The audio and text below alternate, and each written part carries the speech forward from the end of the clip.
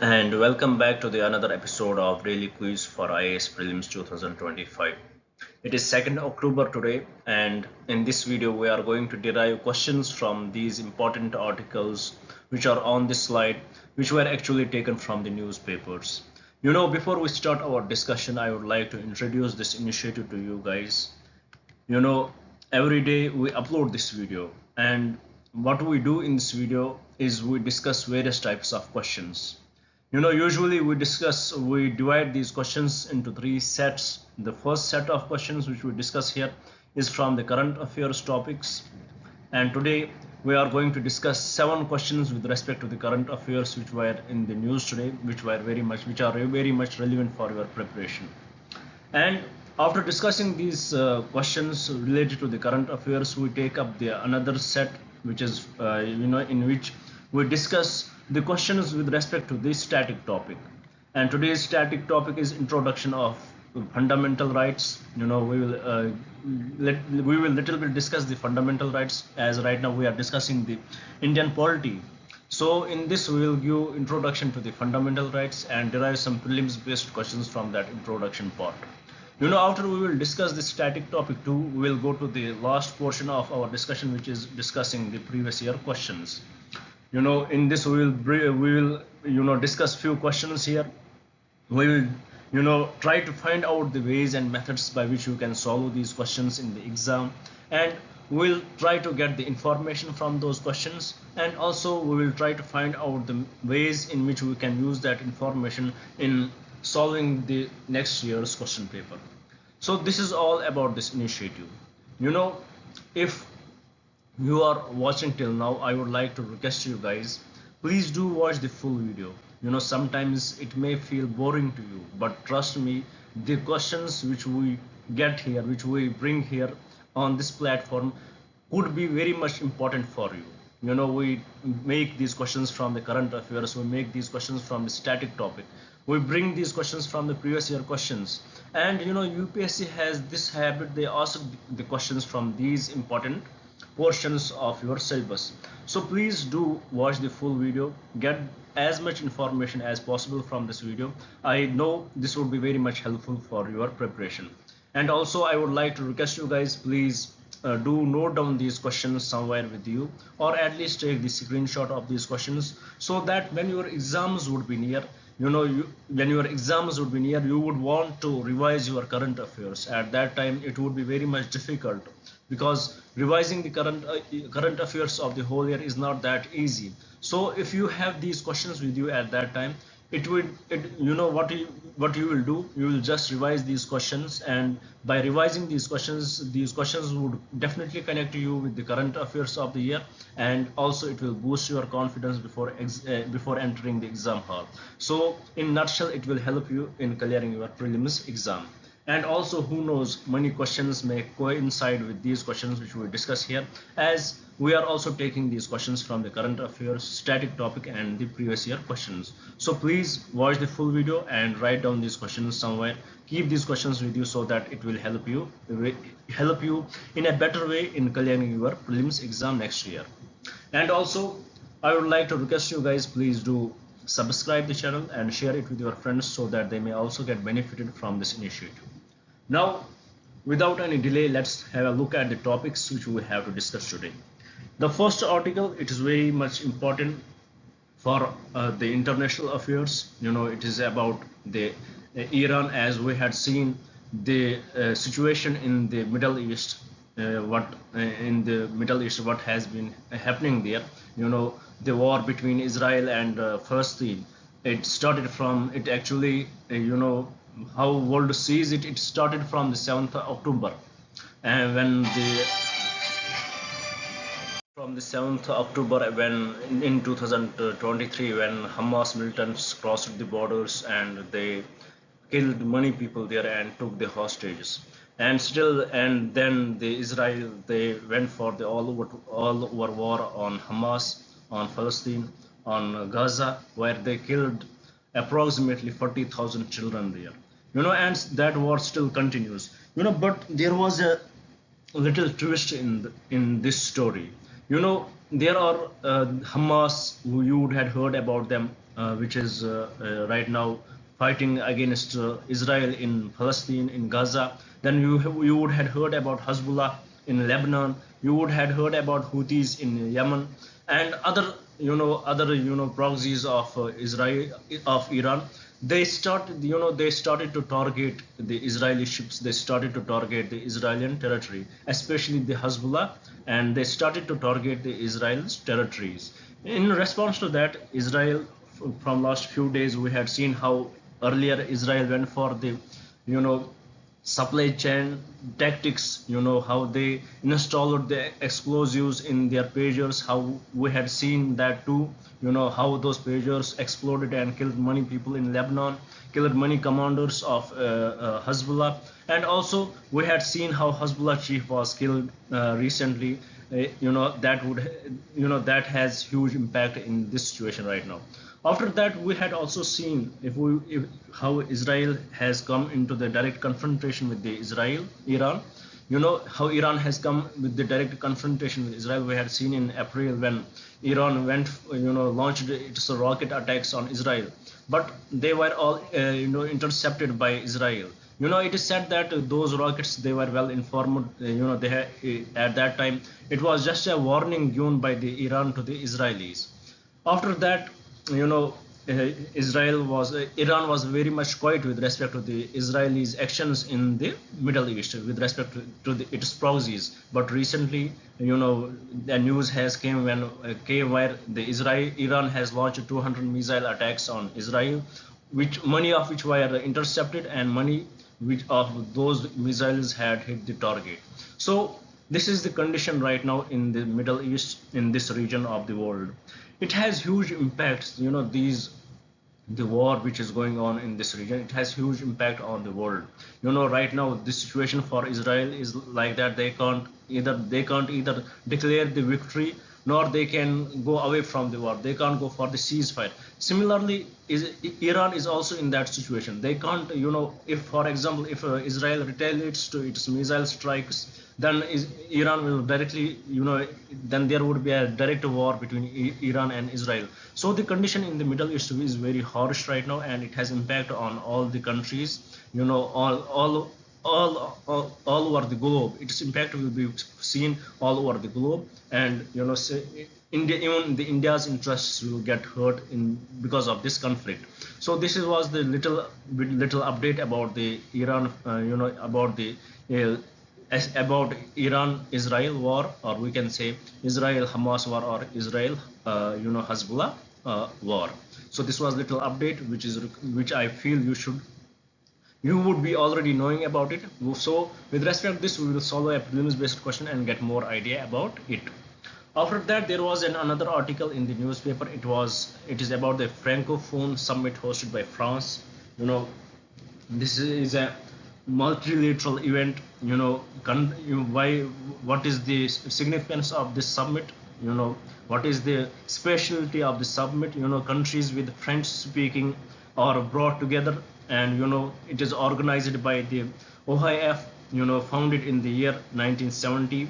It brings together several French colonies where the French is spoken, and what the purpose of this is to build cultural and linguistic connection, and also for the economic development. Right now there are 88 states which are participating in it, in which 54 are full-fledged members, 7 are associate state members, and 27 are observer members. Now here is the question: is India part of it? As India has also the French heritage, like in the Pondicherry. No, India is not the part of the Francophone summit hosted by France, or it is not part of the OIF. So with respect to this topic also, we are going to solve a prelims based question in the next slide. Why we are discussing it? Because it is this year's Francophone summit is hosted by the France. So that is what is essential for us to know. Then the another article which was in the news is about the NATO in Asia. As Japan's new prime minister, he has said that he has made a remark that this that the Quad especially the Quad-like organizations, which are in which the like-minded countries like USA, Japan, Australia, and India, and all those like-minded countries are working. They, according to Japanese PM, they should be called as Asian NATO. But to this, the our external minister, he said that Jay Shankar, he retaliated to this statement of the Japanese PMs that this NATO should not be looked at, this Quad in which we are part of, it should not be looked as the NATO in Asia, because it is against the principles which the India follows. We don't believe in we don't believe in this kind of alignment, military alignments, in which that we will start to start propagating against any country. We will start targeting against any country. This is not our foreign policy. NATO is for the betterment of this region. It is not a security for, sorry, the Quad, which is, it is for the betterment of that region, Indo-Pacific. It is not for the, it does not have any military operations in it. It is not a military grouping, so it should not be looked as the NATO in Asia. So this is the little discussion about this should the Quad be looked as the NATO in Asia, as it was claimed by China way back that it is the NATO in Asia, and India has really responded to that in many instances. And right now also India has responded to it. No, it is not the NATO in Asia. It is simply a grouping where we like-minded countries come together and try to develop the region. It does not have any military implications on, or we are not targeting any country in this regard. So this is in a nutshell about this topic, and with respect to this we will solve a prelims-based question. Then the another article which was in the news is about the Bathukama festival. It is celebrated in Andhra Pradesh and Telangana. It is flower festival. In it, what women, they carry the basket, and those baskets are covered with the flowers. So it is famous in Andhra Pradesh and Telangana. That is what you need to know. This question may be asked: in which state it is famous in, or it is celebrated in? So we should know that. After that, there was another article. It is about the ISRO has rolled out Venus orbital mission. Earlier we have the Mangalyaan mission, which was for the Mars, and now they had rolled out the Venus orbital mission. For this, the cabinet has approved this mission, and they will carry 9 payloads to study the Venus atmosphere. For this, the vehicle which they are going to use is LMV-3 rocket, and also it would be it would be they will go for this mission in 2028. So this is in a nutshell you need to know about this article. After that, the another article, it is about the 8 products from Assam Accord had got from Assam has been accorded with the GI tag. So we should know about this about the GI tag. We should know what are these 8 products. For example, Bodo Jau Gauran, or Maybar Jau Bidwi, or Bodo Jau Grishi. These are rice beers which are very famous in this region. So they had got the GI tag. So with respect to GI tag, we should know much more, and we will solve a prelims based question on this and get more idea about it. Then there was another article. It is about the swallowtail butterfly. It is found in the northeast India. Because of the man-made factors, the population of swallowtail butterfly has reduced in the region. And with respect to this swallowtail butterfly, 77 species are found in India. Globally, it is according to IUCN, globally it is endangered. This swallowtail butterfly is globally endangered, and according to the IUCN, it has recognized the northeast of India as the swallowtail rich zone. So this is little information about it too. And with this, we had completed our current affairs. Context, the questions which we are going to discuss, the context of those questions we had completed here. I hope you had got the basic idea what was in the news. The aim is not to discuss the news, but to derive the questions from the news articles. As we are discussing the questions, so I think it is important for me to discuss little bit about what was in the news, why we are taking those questions. So I hope you had got the basic idea about these questions, what we are going to, you had got the basic idea what the questions would be, around which they will revolve. After we will discuss these current affairs based questions, we will go to the static part, which is introduction to fundamental rights, and finally we will solve some previous year questions. With this, let's move to the first topic, first question of today's discussion. Here, the first question is about uh, the proxies of Iran. In exam, you would be, you should least expect such question, that they will directly ask you, these are the proxies of Iran. They will not ask you like that. They may ask you map based question with respect that, for example, Hezbollah is active in which region, Hamas is active in which region, Al Qaeda is active in which region, Houthis is active in which region, PMF is active in which region. They may ask you like that, or they may ask you to which bloc they belong to. They will not. They will least ask you questions like that. What are the proxies of Iran? So here, the aim of this is to, why we had brought this question here, so that you will get the basic idea about it.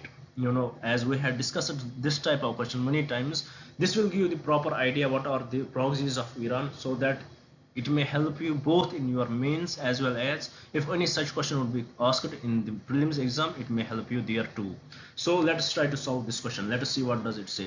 It says, which of the following groups are widely recognized as proxies of Iran in the Middle East?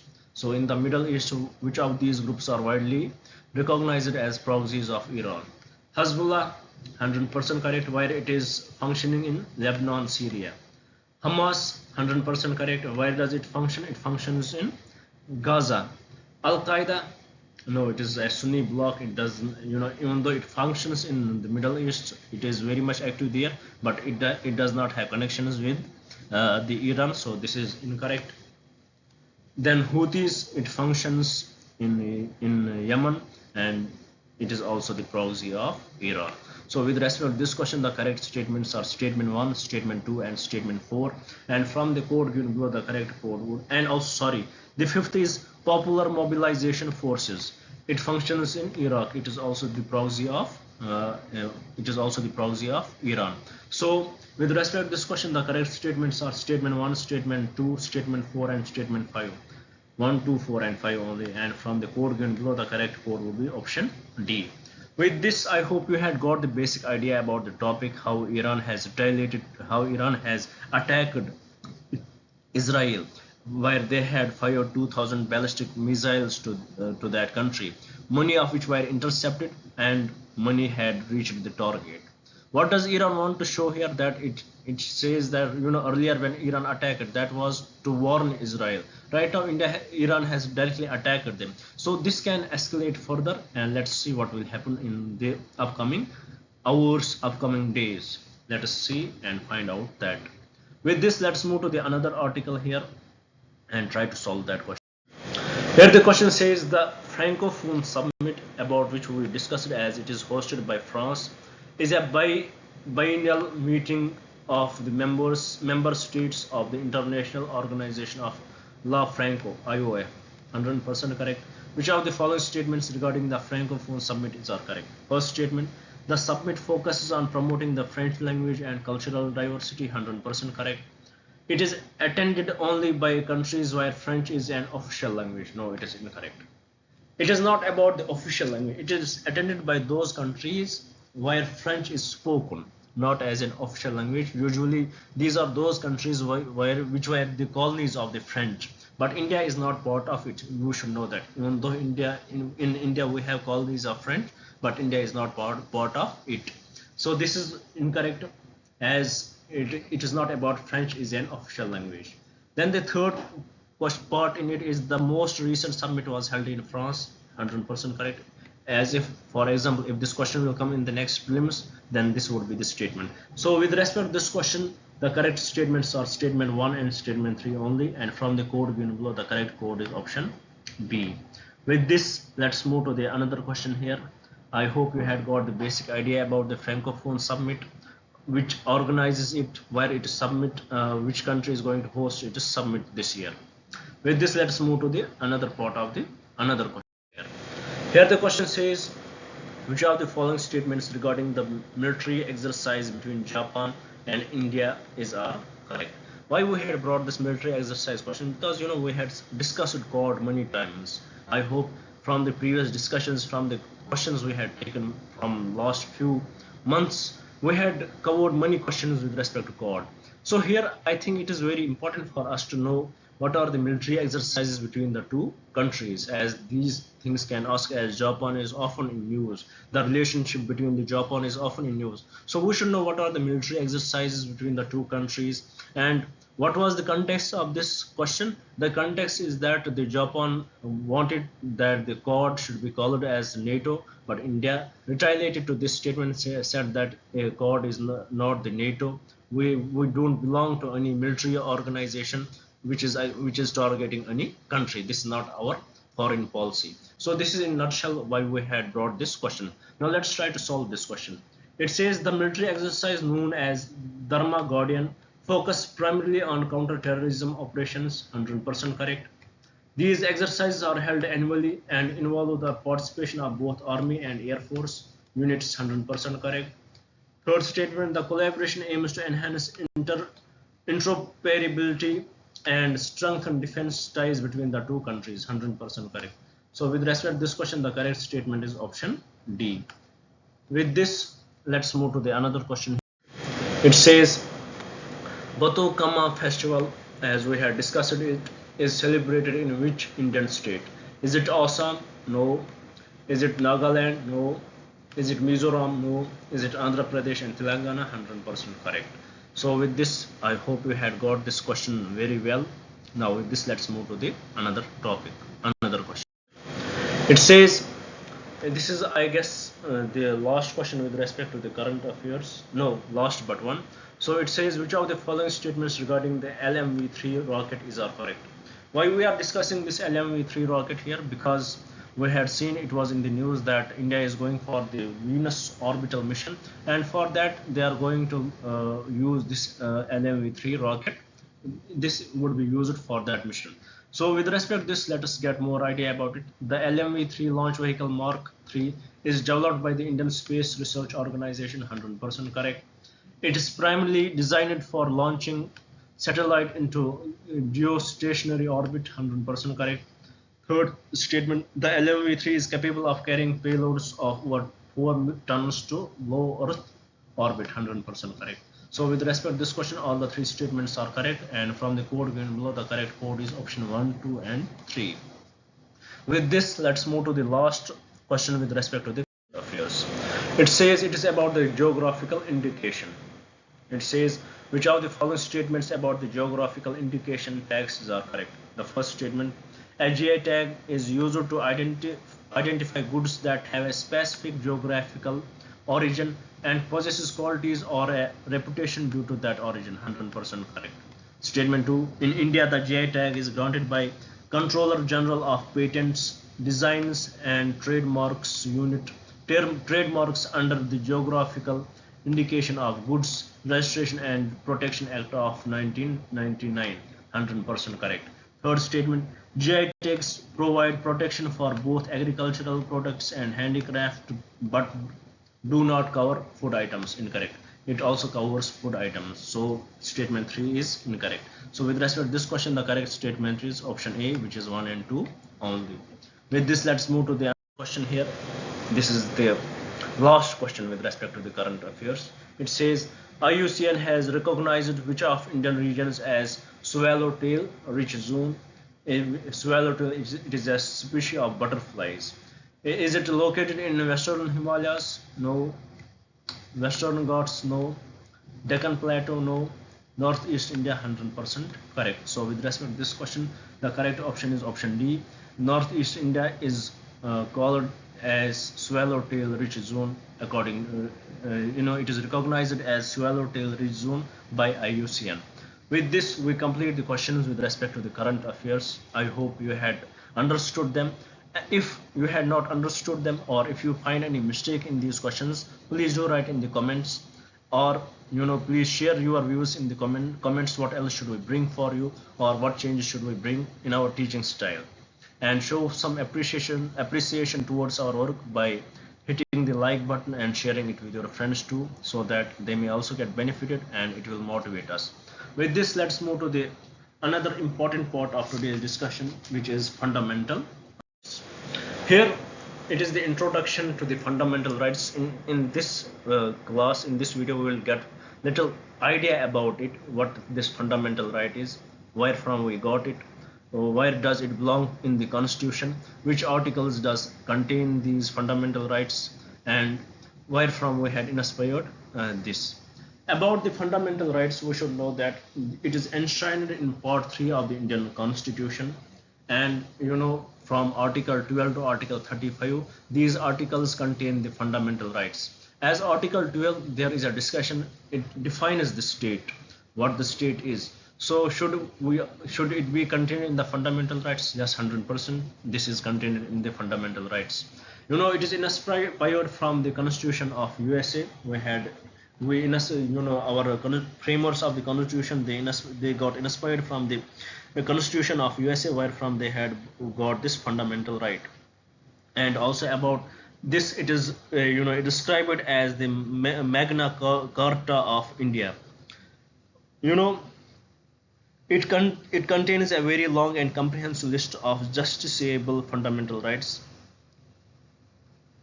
About our fundamental rights, these are more, if we will compare the fundamental rights in our constitution with respect to the other constitutions, our fundamental rights in our constitution, they are more elaborative than other constitutions, as including USA. It guarantees, it is the guarantee of protection of your rights given by the state, given by the constitution. If, for example, if any fundamental right would be taken away from you, the Supreme Court guarantees it to you. The Constitution guarantees it to you.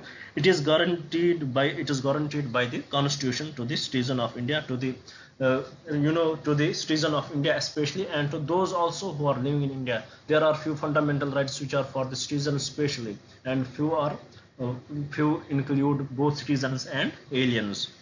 So this is, I guess, in a nutshell about the fundamental rights. Now let's see how many are there. Originally in our constitution, we had 7 fundamental rights, which include right to equality from article 14 to 18, right to freedom from article 19 to 22, right against exploitation from article 23 to 24, right to freedom of religion article 25 to 28, cultural and educational rights article 29 and 30. Then there was right to property in article 31, and 7th was right to constitutional remedies article 32. However, the right to property was deleted from the list of the fundamental rights by the 44th Amendment Act of 1978. It is made a legal right under article 301 in part 12 of the Constitution. So earlier there were 7 fundamental rights, but right to property was taken away from it by 44th Constitutional Amendment Act. So I guess this is little bit information which is necessary for us to know what fundamental rights are, where it is located in the Constitution, which articles does contain it, where from we had inspired, where from we had got it, and what does it do. It guarantees your rights. For example, if state does anything against the fundamental rights, you can directly go to the court. So with respect to this, let's try to solve a basic prelims question and understand it more better. Here the question says, which of the following statements regarding the fundamental rights in the Indian Constitution are correct? The first statement: fundamental rights are inspired primarily by the Constitution of the United States of America. 100% correct. Second statement: the fundamental rights are enshrined in Article 12 to 35 of the Indian Constitution. 100% correct. Third, the right to equality is the first fundamental right listed in the Constitution. 100% correct. So with respect to this question, the correct statements are statement 1, 2 and 3, and from the code given below, the correct code would be option D. So with this, I hope you had got the basic, very minute idea about the fundamental rights and where from we had got it. By solving this question, you had got all the basic idea, all the basic and minute ideas about the fundamental rights, the basic information which you should know about the fundamental rights. So with this, let's move to the last part of our discussion, which deals with the previous year questions. Let's try to solve those questions one by one. Here the first question is, it is about the Balkan plan. For fragmentation of India was a brainchild of, was it the brainchild of Churchill, Winston Churchill? No. Was it of Muhammad Ali Jinnah? No. Was it of VP Menon? No. Was it of Lord Mountbatten? 100% correct. This Balkan plan for fragmentation of India was a brainchild of Lord Mountbatten. 100% correct. So with respect to this question, the correct statement is option C. Now coming to the last question of today's discussion, it is about the Hunter Commission. It says the Hunter Commission was appointed after the Black Hole incident. No. Uprising of 1857. No. Partition of Bengal. No. Jallianwala Bagh massacre. 100% correct. So with respect to this question, the correct statement is option B. With this, by solving these questions, I hope you had got as much information. I hope you had got the best information, which is relevant for your preparation. And I hope you had watched it till now. You are still with me. So I am very much thankful to you guys if you are still hearing this video, if you are still watching this video, hearing my voice. Thank you very much. Thank you for staying with me. And please do share it with your friends so that they may also get benefited from this initiative. And please do subscribe the channel if you had not subscribed yet. Thank you. Thank you very much.